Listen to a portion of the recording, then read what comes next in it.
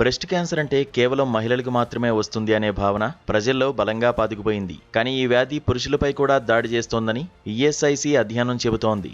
అయితే స్త్రీలతో పోలిస్తే పురుషుల్లో ఈ సంఖ్య తక్కువగా ఉంటోంది. ముఖ్యంగా 50 సంవత్సరాలు పైబడిన వారిలో ఈ ముప్పు ఎక్కువగా ఉంటుంది. కాబట్టి సిగ్గును పక్కన పెట్టి సకాలంలో డాక్టర్ని సంప్రదించడమే ఈ సమస్యకు అసలైన పరిష్కారం. పురుషుల్లో రొమ్ము క్యాన్సర్ రావడానికి ప్రధాన కారణం హార్మోన్ల అసమతుల్యత.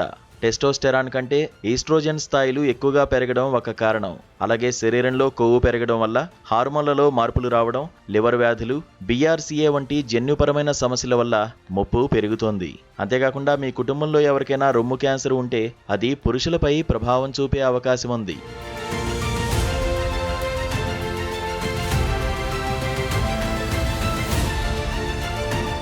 ముఖ్యంగా 50 ఏళ్లు దాటిన పురుషుల్లో హార్మోన్ల అసమతుల్యత కారణంగా ఈ క్యాన్సర్ వచ్చే అవకాశాలు ఎక్కువగా ఉంటాయి. ముఖ్యంగా శరీరంలో ఈస్ట్రోజన్ స్థాయిలు పెరగడం, అధిక బరువు, లివర్ వ్యాధులు దీనికి ప్రధాన కారణాలవుతున్నాయి. అంతేకాకుండా కుటుంబంలో ఎవరికైనా రొమ్ము క్యాన్సర్ ఉన్నా లేదా జన్యుపరమైన లోపాలు ఉన్నా కూడా పురుషులు మరింత అప్రమత్తంగా ఉండాలి. దురదృష్టవశాత్తు పురుషుల్లో ఈ వ్యాధిపై అవగాహన తక్కువగా ఉండడం వల్ల బ్రెస్ట్ క్యాన్సర్ లక్షణాలను ప్రారంభంలోనే గుర్తించలేకపోతున్నారు. అయితే ఈ వ్యాధిని ప్రారంభంలోనే గుర్తించడం వల్ల తగిన చికిత్స తీసుకుని ప్రాణాపాయం నుంచి బయటపడొచ్చని వైద్యులు అంటున్నారు. అయితే వయసు పెరగడం, రేడియేషన్ ప్రభావం, మద్యం అలవాటు, హార్మోన్ల చికిత్సలు వంటివి క్యాన్సర్ ముప్పును పెంచుతాయి. అయితే క్యాన్సర్ ఏ దశలో ఉందనే దానిపై చికిత్స ఆధారపడి ఉంటుంది.